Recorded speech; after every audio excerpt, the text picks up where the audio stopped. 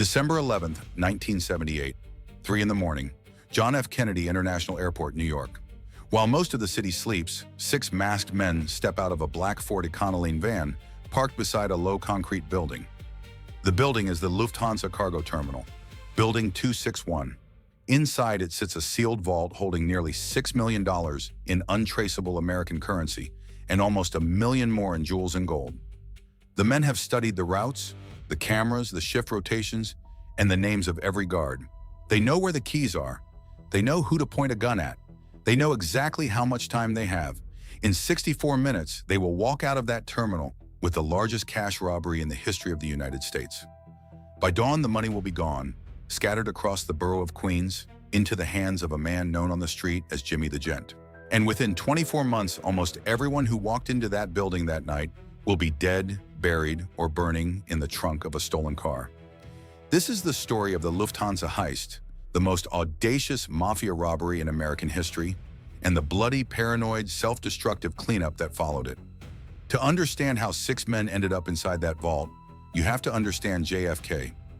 In the late 1970s, John F. Kennedy International Airport was not just an airport, it was a parallel economy. Hundreds of millions of dollars in cargo flowed through it every single week. Watches from Switzerland, electronics from Japan, gold bullion from London, untraceable cash being shipped between European and American banks. And the men who moved that cargo, the truckers, the loaders, the dispatchers, the cargo agents, they were almost all union men. And the unions, in turn, were almost all controlled by the 5 families of New York. JFK was the goose that laid golden eggs. For more than a decade, the families of Lucchese, Gambino, Bonanno, Colombo, and Genovese had been stealing from the airport in a steady drip. A pallet of fur coats here, a crate of cameras there, a single high-value box pulled off a truck and lost to the paperwork. Most of these jobs took in $30,000, $50,000. Some took in $250,000. Together, they fed a steady stream of money into the pockets of the New York mob. But $6 million in one night was something else entirely. $6 million was not a robbery. It was a declaration of war on the federal government. It would mean FBI agents crawling all over Queens for years. It would mean the Justice Department building cases. It would mean witnesses, betrayals, indictments. Everybody in the underworld knew it, which is why, for a long time, nobody dared touch the cargo terminals at JFK directly, until one man decided he would. His name was James Burke. Born in 1931 in Brooklyn to an Irish-American mother who could not keep him, he grew up in a series of foster homes that left him violent, charming, and unbreakably loyal to the small world of organized crime that finally took him in. By his late 20s, he was a key associate of the Lucchese crime family, run from a social club in East New York. Italian by association, if not by blood. He could not become a made member because of his Irish heritage, but inside his world it did not matter. People called him Jimmy the Gent because he tipped extravagantly, dressed sharply, and was unfailingly polite right up to the moment he killed you. By 1978, Jimmy Burke had been stealing from John F. Kennedy Airport for almost 20 years. He ran a hijacking crew out of a bar in Queens called Robert's Lounge. His specialty was trucks. Hijack a truck, sell the cargo, kill the driver if he talked. Burke had built up a small empire out of those jobs, but he had never aimed at anything as ambitious as the Lufthansa vault. Not until a man named Henry Hill brought him a story. Henry Hill was a smaller man, a hustler, half Irish and half Sicilian, who had grown up in Brooklyn worshiping the Mafia from across the street. By the mid-1970s, he was a Lucchese associate himself, running gambling, fencing stolen goods, dealing cocaine on the side. Henry Hill knew Jimmy Burke. He knew Tommy DeSimone, a vicious young soldier with a hair-trigger temper. And he knew a bookmaker in the Bronx named Martin Krugman, called Marty by everyone. Marty Krugman was deep in debt to Henry Hill. He owed $17,000 in losing football bets. And in late 1978, Marty Krugman came to Henry Hill with a tip he hoped would buy his life. The tip came from a Lufthansa cargo agent named Louis Werner. Werner was a German immigrant, a regular guy, married, a father who happened to have a brutal gambling addiction. He owed money to Marty Krugman too. He had been working at the Lufthansa cargo terminal for over a decade, and he knew something most people did not. Every month, sometimes twice a month, Lufthansa shipped a plane load of cash from Frankfurt to New York. The cash was American currency that had been spent by American servicemen and tourists in West Germany, accumulated by German banks, and now returned to American banks for circulation. It came in unmarked, used bills. It was virtually untraceable, and it sat in the Lufthansa vault, sometimes for 24 hours, sometimes for 48 hours, before being moved by armored car. Louis Werner told Marty Krugman that on the night of December 11, 1978, that vault would be holding the largest single deposit he had ever seen, $5 million or more in cash, plus jewelry shipments from the world's diamond exchanges. Marty Krugman brought that information to Henry Hill. Henry Hill walked it across the street to Jimmy Burke. And Jimmy Burke, the man who had been waiting 20 years for a shot like this, did not hesitate. He immediately began assembling a crew. The crew was small by design. Jimmy Burke would mastermind the operation, but not enter the building himself. The man on the inside would be Louis Werner, providing maps, codes, and security details. 6 men would actually carry out the robbery. Tommy DeSimone, 27 years old, ferocious and unstable. Angelo Sepe, a cool, methodical Lucchese soldier. Joe Budamanri, a heavy-set enforcer. Robert Frenchie McMahon, an Irish-American hijacker who had worked with Burke for years. Paolo Lacastri, a Sicilian killer known on the street as Paulie. And Anthony Stax Edwards, called Stax, who was assigned the simplest job of the night: drive the van away after the robbery and crush it. 2 more men would play support roles. Parnell Stephen Edwards would handle the getaway van, and a man named Frank Burke, no relation to Jimmy, would drive the lookout vehicle. Henry Hill himself would not be there that night, but he would help with reconnaissance and would later coordinate moving the cash. For 2 months they planned. They drove past Building 261 in different cars at different hours, memorizing the geography of the cargo terminal. They studied which guards worked which shifts. They learned that the only guard inside the building during the early hours of the morning was a single supervisor in a glass office. They learned that the alarm panel was simple, that the camera system did not yet record continuously, that the loading dock door could be opened from the inside if you knew which switch to throw. Louis Werner provided floor plans drawn in pencil on the back of an envelope. He told them where the vault keys were kept, in a desk drawer in the supervisor's office. He told them what time the night supervisor took his coffee break. He told them the names of the workers who would be present and which ones might fight back. The crew rehearsed in a warehouse, walking through the actions step by step, refining their timing until each man knew exactly where to be at every minute of the operation. The night of December 10, 1978 fell cold and clear over New York. Around midnight, the crew gathered at Robert's Lounge in Ozone Park, where Jimmy Burke gave them their final instructions. Then they drove east in 2 vehicles, a black Ford Econoline van for the team and a separate car for backup. They arrived at the Lufthansa cargo terminal at about 3 in the morning on December 11. They cut through a perimeter fence. They stayed low against the side of the building, 6 shadows moving in single file toward the loading dock. Inside Building 26110, Lufthansa employees were working the overnight shift.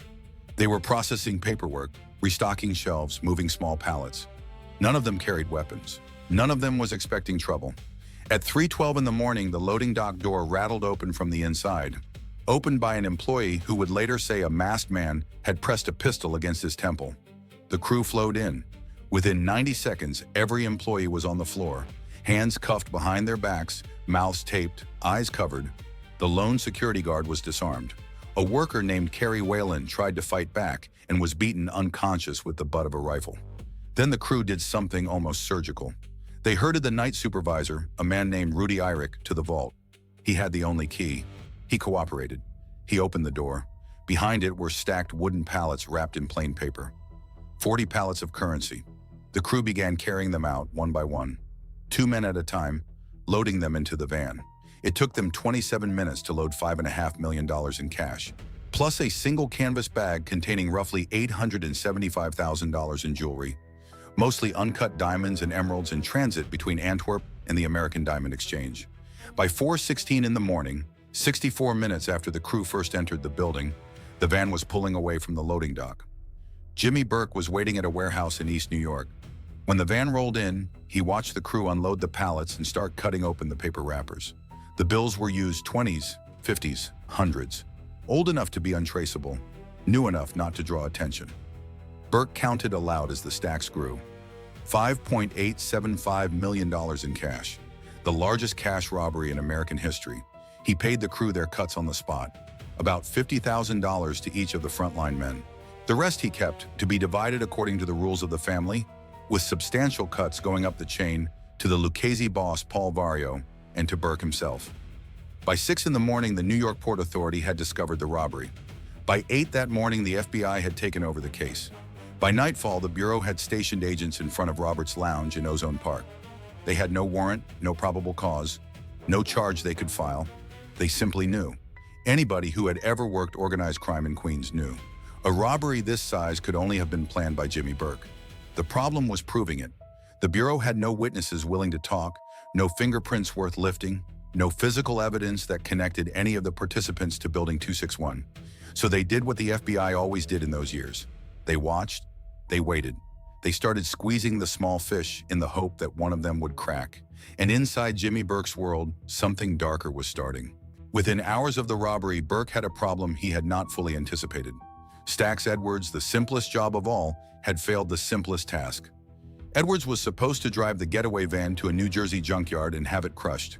Instead, he stopped at his girlfriend's apartment first, parked the van on a side street in Brooklyn, and went inside to celebrate. Police found the van 3 days later, parked exactly where he had left it.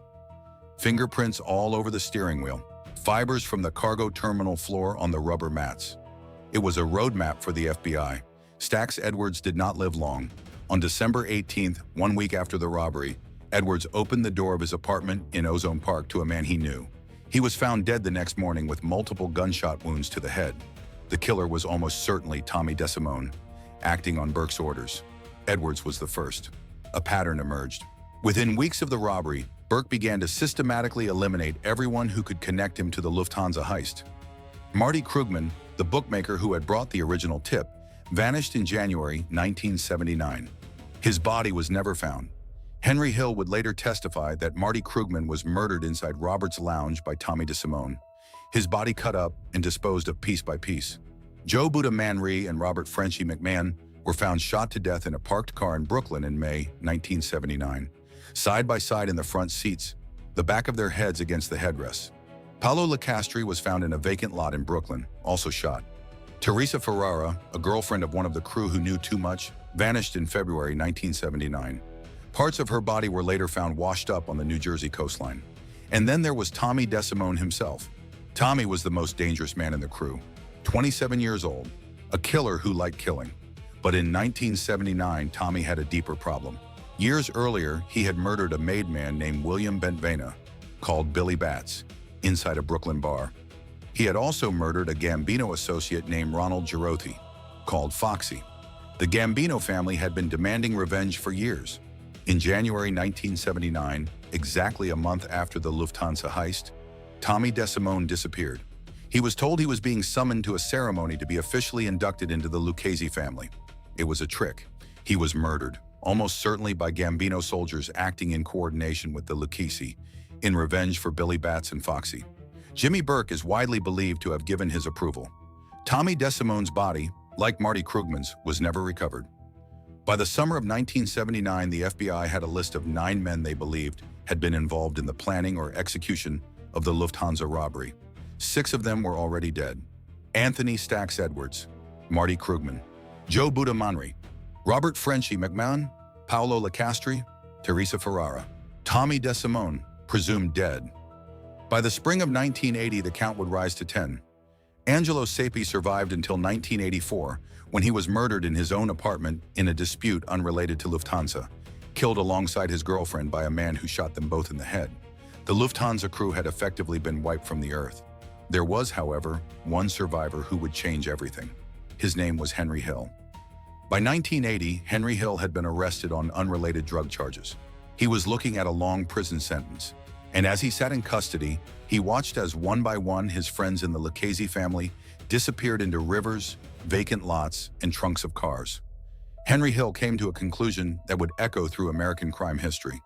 If he stayed loyal to the family would kill him.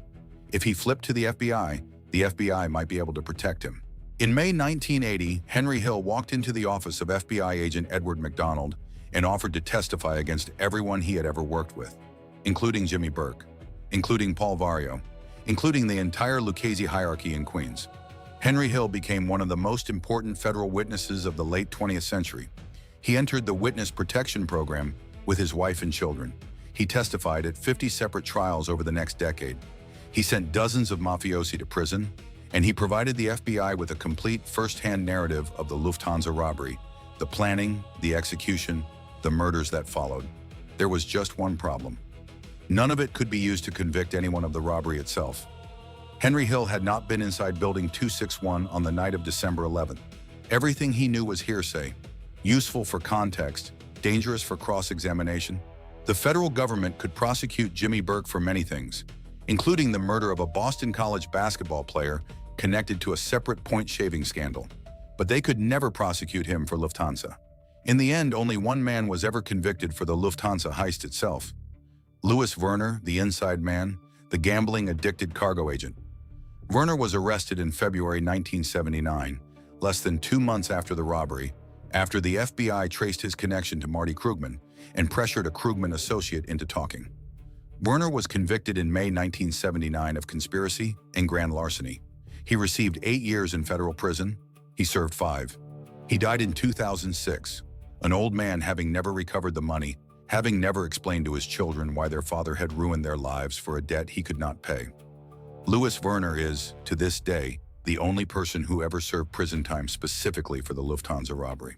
$5.875 million in cash and almost $1 million more in jewelry, taken from the largest cash robbery in American history, and one bookkeeper-level cargo agent served less than a decade for it.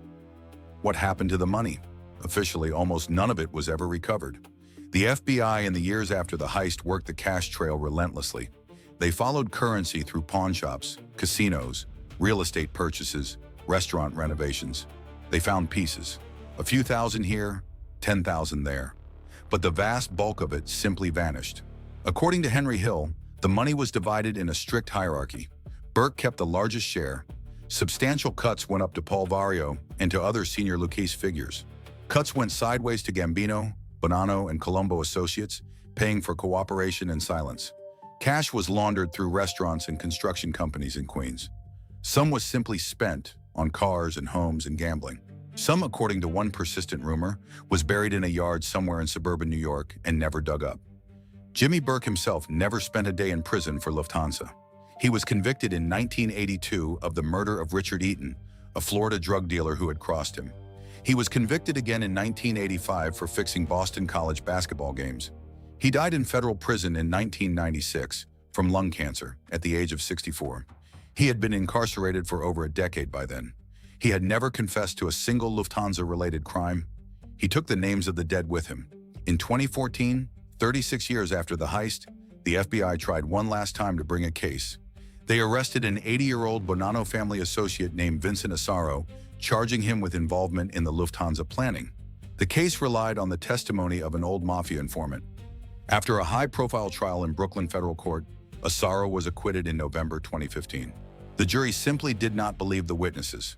With that verdict, the federal pursuit of the Lufthansa case effectively ended. No one alive today has ever been convicted of the robbery itself, except for Louis Werner. The Lufthansa heist would have remained a footnote, a brief item in true crime archives, except for one thing. Henry Hill survived. Henry Hill talked. And the story he told of betrayal, paranoia, and the savage internal logic of the American Mafia became one of the defining narratives of organized crime in the 20th century. In 1985, the journalist Nicholas Pileggi met Henry Hill in witness protection and turned his story into a book called Wise Guy. In 1990, the director Martin Scorsese turned Wise Guy into the film Goodfellas. And it was through Goodfellas that the Lufthansa heist entered American mythology. Not as a heist, but as a parable. $6 million in one night, and within 2 years, almost every man who had been there was dead, killed by his own friends. It is a remarkable thing to consider. The largest cash robbery in American history was, by any rational measure, a complete operational success. The crew got in, they got the money, they got out. They were never identified by physical evidence. The FBI never built a case strong enough to convict the planners, and yet in the end, the robbery destroyed everyone who touched it. Jimmy Burke spent his last 15 years in prison and died there. Louis Werner served his sentence and died in obscurity. Henry Hill lived the rest of his life under an assumed name, drifting through small towns and bad jobs until he died in 2012, broke and forgotten. And the men who actually walked into Building 261 that night, who carried out the pallets of cash, who held the workers face down on the floor, were all murdered, almost to a man, within a year of the robbery. The Lufthansa heist was the perfect crime that destroyed itself. The men who pulled it off could not trust each other to stay silent. The boss who planned it could not afford to let any of them live.